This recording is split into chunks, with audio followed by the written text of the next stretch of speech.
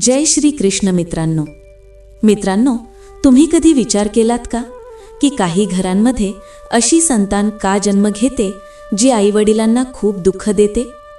तुम्ही पाहिलं असेल की कधीकधी पती-पत्नीमध्ये सामंजस्य बसत नाही. दोघेही आपापल्या बाजूने पूर्ण प्रयत्न करतात, तरीही त्यांच्यात ताळमेळ बसत नाही. असे का होतं? का एक वडील आपल्या मुलाला पालनपोषणात कसूर करत नाहीत? तो प्रत्येक शक्य तितके प्रयत्न करतो की त्याचा मुलगा नेहमी सुखी राहावा. पण जेव्हा तोच मुलगा मोठा होतो तेव्हा तो आपल्या वडिलांना दुःख देतो. का एखादी व्यक्ती आपल्या खाण्यापिण्यात सावधगिरी बाळगते, संयमित जीवन जगते, तरीही त्याचे संपूर्ण जीवन आजारांनी वेढलेले असते? आणि का एखादी व्यक्ती दिवस रात्र मेहनत करूनही गरिबीत जीवन कंठण्यास भाग पडते? असे असंख्य प्रश्न आहेत जे आपल्या समजुतीच्या पलीकडे आहेत. मित्रांनो, आपल्या धर्मग्रंथांनुसार पूर्वजन्मी केलेल्या कर्मांचा फळ या जन्मात भोगावं लागतो. कर्म चांगले असोत की वाईट, ते परत येतातच. कोणी मानो की न मानो, पण ही गोष्ट पूर्णपणे सत्य आहे की आपले कर्म आपल्याकडे नक्कीच परत येतात. काही घरात सुख देणारी संतान जन्म घेते, तर काही ठिकाणी दुःख देणारी. हे सर्व कुठे ना कुठे आपल्या स्वतःच्या कर्मांचे फळ आहे. मित्रांनो, ह्या गोष्टी समजण्यासाठी आज आम्ही तुम्हाला एक कथा सांगणार आहोत, जी प्रत्येक व्यक्तीसाठी महत्त्वाची आहे. माझी तुमच्याकडे विनंती आहे की ही कथा शेवटपर्यंत पूर्ण ऐका. यात आम्ही तुम्हाला सांगणार आहोत की पूर्वजन्मात केलेले कर्म कसे या जन्मात आपल्या जीवनावर प्रभाव टाकतात. कथा सुरू करण्यापूर्वी कमेंट बॉक्समध्ये लिहा जय श्री राधे कृष्ण. व्हिडिओला लाईक करा, आपल्या मित्रांसोबत शेअर करा आणि चॅनलला सबस्क्राईब करायला विसरू नका. तर जास्त वेळ न घेता ही कथा सुरू करूया. मित्रांनो, ही खूप प्राचीन काळातील गोष्ट आहे. एका गावात 2 कुत्रे राहत होते. दोघेही खरे मित्र होते. ते नेहमी एकत्र राहत, एकत्र खेळत, एकत्र खात पीत आणि एकत्र झोपत. त्यापैकी एकाचे नाव होते धीरू आणि दुसऱ्याचे वीरू. एकदा धीरू आणि वीरू आरामात बसले असताना ते आपसात बोलू लागले. धीरू म्हणाला, मित्र वीरू, कधी कधी मी विचार करतो की आम्ही कोणते असे वाईट कर्म केले असतील की आम्हाला या जन्मात कुत्र्याचे जन्म मिळाले. सकाळपासून संध्याकाळपर्यंत धावत धावत शरीराची दमछाक होते, मग कुठे पोट भरायला थोडेफार मिळते. कधी कधी ज्या दारावर जातो तिथून डंडे मारून हकलून देतात. खाणे तर दूरची गोष्ट, उलट दंड्याचा मार सहन करावा लागतो. वीरूने सहमती दर्शवत म्हणाले, मित्र धीरू, तू पूर्ण बरोबर बोलतो आहेस. कधी कधी बसायचीही जागा मिळत नाही. जिथे थोडा वेळ बसतो तिथे कोणी येऊन दंडे मारून हाकलतो. न नीट बसता येतं, न आरामात झोपता येतं. खरं सांगतो तर आता हे जीवन ओझं वाटू लागलंय. धीरूने डोके हलवत म्हणाले, वीरू, यात शंका नाही की आम्ही मागच्या जन्मात नक्कीच काही वाईट कर्म केले असतील, म्हणूनच आम्हाला हे दुःखद जीवन जगावं लागतंय. मला वाटतं की आता आम्ही काहीतरी करायला हवं. का नाही आपण तीर्थयात्रेला जाऊ? तीर्थयात्रेत भगवंताचे दर्शन, साधू संतांचा आशीर्वाद घेतल्याने आमच्या दोघांचे कल्याण होऊ शकते. हे जन्म तर बदलता येणार नाही, पण पुढचा जन्म तरी सुधारू शकतो. मित्रांनो, अशा विचाराने एक दिवस धीरू आणि वीरू यांनी तीर्थयात्रेला जाण्याचा निश्चय केला. त्यांना रस्ता माहीत नव्हता, तरीही त्यांनी ठरवलं की यात्रा सुरू करायची. रस्ता हळूहळू सापडेलच. दुसऱ्या दिवशी सकाळीच दोघे यात्रेला निघाले. रस्त्यावर चालत चालत रात्री झाली. तेव्हा ते एका गावाबाहेर मोठ्या झाडाखाली थांबले. दिवसभराच्या थकव्याने ते इतके थकले होते की लगेच झोपले. सकाळी उठल्यावर त्यांनी पुन्हा यात्रा सुरू केली. चालत चालत दुपारचे वेळ झाले तेव्हा दोघांनाही भूक लागली. धीरूने वीरूला म्हटले, मित्र, आता माझ्याकडून चालतंय नाही, भुकेने जीव जातोय. यावर वीरू म्हणाला, तू बरोबर बोलतोस मित्र. पहा, समोर जो गाव दिसतोय त्याजवळ एक दाट झाड आहे. प्रथम तिथे थोडा आराम करूया, मग गावात जाऊन खाण्याचा काही प्रबंध पाहू, कदाचित काही मिळेल. ते दोघे त्या झाडाखाली विश्रांती घेत असताना जवळच काही उंदीर धावताना दिसले. त्यांना पाहून वीरूच्या तोंडात पाणी आले. तो हळूच म्हणाला, धीरू, ऐक, का नाही आपण या उंदरांपैकी 2-4 पकडून खाऊ? याने आमची भूक तरी मिटेल. धीरूने गंभीरतेने डोके हलवत म्हटले, नाही वीरू, आम्ही तीर्थयात्रेवर निघालो आहोत. तीर्थयात्रेत एखाद्या जीवाची हत्या करणे पाप आहे. असे करण्यापेक्षा मनात असा विचार येणेही पाप आहे. आम्ही पुण्य कमावण्यासाठी तीर्थयात्रेवर निघालो आहोत. हे पाप केले तर आमची संपूर्ण तीर्थयात्रा व्यर्थ होईल. वीरू म्हणाला, मग दुसरा उपाय शोध, ज्याने कोणत्याही जीवाची हत्या होणार नाही आणि आमचे पोटही भरेल. हे ऐकून दोघे मित्र तिथून पुढे निघाले. चालत चालत ते एका चौरस्त्यावर पोहोचले, जिथे एक मंदिर होते. थोडा आराम केल्यानंतर दोघांनी ठरवलं की आता त्यांना वेगवेगळ्या दिशांना जायचे. धीरू म्हणाला, जर आम्ही एकत्र चाललो तर दोघांचे पोट नीट भरेल नाही. वेगवेगळे गेलो तर जे मिळेल ते खाऊ. दोघांनी हेही ठरवलं की परत येताना याच चौरस्त्यावर भेटायचे. जो प्रथम येईल तो दुसऱ्याची वाट पाहील. त्यानंतर दोघे वेगवेगळ्या दिशांना निघाले. धीरू चालत चालत एका गावात पोहोचला.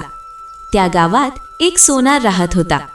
त्यावेळी तो पूजा करत होता आणि त्याच्या पत्नीने त्याच्यासाठी जेवण तयार करून ताटात वाढले होते. ताटात पुरी, भाजी, खीर, डाळ भात, लोणचे, दही इत्यादी सजवून ठेवले होते.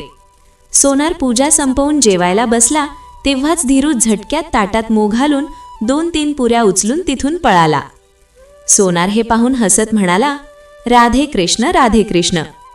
त्याने उठून हात धुतले आणि पत्नीला म्हटले, बिचारा हा कुत्रा खूप भुकेला दिसतोय, म्हणून हे ताट त्यालाच खाऊ घाल. कदाचित त्याची भूक मिटेल. सोनारच्या पत्नीला हे अजिबात आवडले नाही. ती रागाने म्हणाली, तुम्ही काय बोलता आहात? हा कुत्रा? या ताटात मी किती मेहनतीने स्वादिष्ट पदार्थ बनवले आहेत आणि तुम्ही ते कुत्र्याला खाऊ घालण्याची बात करत आहात. सोनारच्या मनात दया उमटली. तो पत्नीला म्हणाला, तू बरोबर बोलतेस, पण कदाचित हा कुत्रा खूप भुकेला असेल. काय माहीत, त्याच्या भाग्यातच आज हे ताट लिहिले असेल. म्हणतात ना, दाणादाण्यावर खाणाऱ्याचे नाव लिहिलेले असते. म्हणून हे ताट त्याला मिळणे आवश्यक होते आणि त्याने ते जुठे करून टाकले. त्यानंतर सोनारने धीरूला पोटभर जेवू घातले. धीरू तृप्त होऊन सोनारला मनातून आशीर्वाद देत तिथून निघाला. दुसरीकडे वीरू इकडे तिकडे भटकत एका व्यापाऱ्याच्या घरी पोहोचला. व्यापारी ग्राहकांशी भांडून थकून घरी आला होता. त्याच्या पत्नीने त्याच्यासाठी विविध पदार्थ आणि मिठाईंनी सजवलेले ताट ठेवले होते आणि ती तिथून गेली होती. जेव्हा तो व्यापारी जेवायला बसला आणि ताट उघडून जेवण्यासाठी तयार झाला, तेव्हाच वीरूने संधी साधली आणि ताटात मूग घालून एक रोटीचा तुकडा तोडून पळण्याचा प्रयत्न केला. हे पाहून व्यापाऱ्याचा राग भडकला. त्याच्या डोळ्यात रक्त आले. त्याने कोपऱ्यात ठेवलेली काठी उचलली आणि शिवीगाळ देत वीरूच्या कमरेवर जोरात मारला. वेदनेने किंचाळत वीरू तिथेच पडला. त्याची कमर मोडली होती आणि तो पळू शकत नव्हता. व्यापाऱ्याने रागात आणखी 2-4 काठ्या मारल्या. वीरू अर्धमेला झाला. तो विचार करू लागला, मी तर इथे पोटाची आग विझवायला आलो होतो, पण इथे तर जीवावर बेत आला. हा व्यापारी किती निर्दयी आहे की एक पुरणीचा तुकडाही सहन करू शकला नाही आणि माझी कमर मोडली. इकडे धीरू पोटभर जेवून चौरस्त्यावर आरामात बसला होता आणि आपल्या मित्र वीरूची वाट पाहत होता. तो वारंवार इकडे तिकडे पाहत होता, पण वीरू कुठे दिसत नव्हता. वेळ जात होती आणि वीरू परत आला नाही तेव्हा तो उदास होऊन बसला. थोड्या वेळाने धीरूने ठरवलं की वीरूला शोधायला जायचे. त्याचे मन बेचैन होते आणि तो आपल्या मित्राच्या शोधात निघाला. थोडे अंतर चालल्यानंतर त्याला वीरू दिसला. तो धावत त्याच्याकडे गेला. त्याची तुटलेली कमर पाहून तो खूप दुःखी झाला. त्याने विचारले, भाऊ, हे तुझ्यासोबत काय झाले? असा कोण निर्दयी आहे ज्याने तुझी कमर मोडली, फक्त एक रोटीसाठी? वीरूच्या डोळ्यात अश्रू आले. तो वेदनेने कराहत धीरूला सगळी हकीकत सांगितली. ही कथा ऐकून धीरूच्या डोळ्यात अश्रू आले. तो दुःखाने भरून गेला. कथा सांगून वीरू रागाने म्हणाला, मी त्या व्यापाराचा बदला नक्की घेईन. त्याला दाखवीन की कमर कशी मोडते. पण तो काय करणार? तो तर मजबूर होता. तो अधम योनीत जन्म घेतला होता, कुत्र्याच्या योनीत. धीरू ही कृतज्ञतेने म्हणाला, मला त्या सोनारचे ऋण फेडायचे आहे. त्याने माझ्यावर किती कृपा केली. या सर्व विचार करून शेवटी दोघं कुत्र्यांनी ठरवलं की आता त्यांनी प्राण सोडून द्यायचे आणि प्राण सोडल्यानंतर त्यांच्या घरी जन्म घ्यायचा. त्यानंतर दोघे कुत्रे धीरू आणि वीरू एका नदीत उडी मारून प्राण सोडतात. संयोगाने व्यापाऱ्याला काही संतान नव्हते आणि सोनारलाही नव्हते. सोनारच्या घरी धीरूचा जन्म झाला आणि व्यापाऱ्याच्या घरी वीरूचा जन्म झाला. व्यापारी खूप खुश झाला, पण त्याची खुशी जास्त वेळ टिकली नाही. जसेच व्यापाऱ्याच्या घरी पुत्र जन्मला, तसाच त्याचा बैल मेला. पत्नी आजारी पडली आणि पुत्राच्या पहिल्या वाढदिवशी व्यापाऱ्याच्या हिरव्या शेतात प्राणी शिरले, ज्यामुळे व्यापाऱ्याचे जीवन कष्टांनी भरले.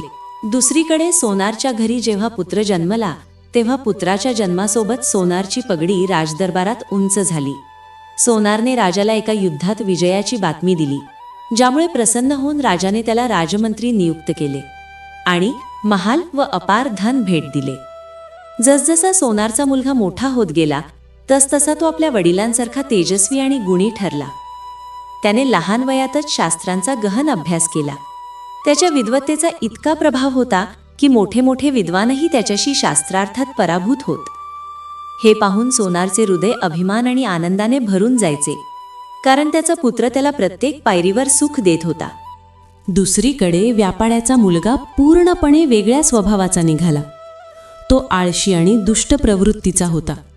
प्रत्येक छोट्या मोठ्या गोष्टीवर वडिलांना टोमणे मारत असे, शिवीगाळ देत असे आणि घरचे पैसे जुगारात उधळत असे. व्यापारी आपल्या मुलाच्या अशा कृत्यांमुळे खूप त्रासलेला आणि दुःखी राहू लागला. शेवटी त्याने ठरवलं की मुलाला सुधारण्याचा काहीतरी उपाय करायचा. ह्या विचाराने तो एका प्रसिद्ध ज्योतिषी ब्राह्मणांकडे गेला. त्याने पाहिले की ज्योतिषी ब्राह्मण आपल्या कुटीराबाहेर ध्यानमग्न बसले होते. व्यापारी त्यांच्याजवळ गेला आणि आपली समस्या सांगितली. ज्योतिषी ब्राह्मणाने त्याची बात ऐकली आणि म्हटले, तुझ्या मुलाला सुधारण्याचा सर्वोत्तम उपाय म्हणजे त्याचे लग्न. तू आपल्या मुलाचे लग्न करून दे. लग्नाचे बंधन अनेकदा वाईट स्वभावालाही बदलते. मग व्यापारी ब्राह्मणांना नमस्कार करून घरी परतला आणि लगेच मुलाचे लग्न करायचा निर्णय घेतला. तो आपल्या पुत्रासाठी योग्य कन्या शोधू लागला.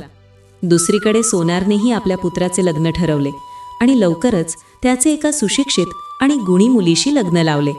सोनारची सून आल्यावर तिने सासराला स्वर्ग बनवले. तिचे वर्तन असे होते की तिने संपूर्ण कुटुंबाला सुखाने भरून टाकले. दुसरीकडे व्यापाऱ्यानेही आपल्या मुलाचे लग्न केले, पण लग्नाच्या दुसऱ्याच दिवशी एक भयानक घटना घडली. त्याचा मुलगा अचानक मेला गेला. सून घरात आल्यावर कोलाहल माजवला आणि रडत रडत सासऱ्याला दोष देत राहिली. सुनेचे कडू शब्द ऐकून व्यापारी खोल धक्क्यात गेला. त्याने आपल्या स्थितीवर रडत भिंतीवर डोके आपटू लागला आणि ओरडला, माझा मुलगा माझी कमर मोडून गेला. मित्रांनो, ही कथा आपल्याला शिकवते की जसे आपण कर्म करतो तसेच फळ आपल्याला भोगावे लागते. ते कर्म या जन्माचे असोत की मागच्या जन्मांचे. जसे या कथेत सोनाराने आपल्या जीवनात चांगले कर्म केले, ज्यामुळे त्याला सुखद आणि गुणवान संतान मिळाली, तर व्यापाराच्या वाईट कर्मांचे परिणाम त्याला दुःखी आणि अहंकारी संतानाच्या रूपात मिळाले. हे सत्य आहे की आपल्या जीवनात येणारे सुख दुःख हे आपल्या कर्मांचे फळ असते. पती पत्नीमध्ये अनबन, घरात कलह किंवा इतर समस्या हे सर्व पूर्वजन्मातील कर्मांचे फळ आहे. कर्मांचा भोग धार्मिक आणि आध्यात्मिक दृष्टिकोनातून मिळतो. धार्मिक आणि आध्यात्मिक साहित्यात सांगितले आहे की चांगल्या कर्मांमुळे सद्गुण आणि शुभ परिणाम मिळतात, तर वाईट कर्म जीवनात कष्ट आणि दुःख आणतात. तर मित्रांनो, आशा आहे ही कथा तुम्हाला नक्की आवडली असेल. जर हा व्हिडिओ तुम्हाला आवडला असेल तर व्हिडिओला लाईक करा, चॅनल सबस्क्राईब करा, हा व्हिडिओ आपल्या मित्रांसोबत शेअर करा आणि कॉमेंट बॉक्समध्ये लिहा जय श्री राधे कृष्ण. मग भेटूया पुढच्या व्हिडिओमध्ये. तोपर्यंत आपला ख्याल ठेवा. धन्यवाद.